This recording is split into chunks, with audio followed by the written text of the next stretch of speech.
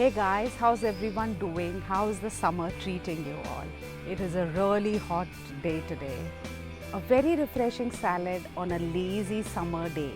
It's made with vermicelli, colorful vegetables and a beautiful vinaigrette with Asian flavors, crushed peanuts and sesame seeds. It's out of the world.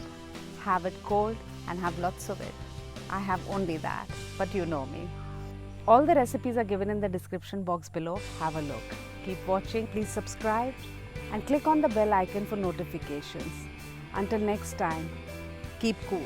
Bye-bye.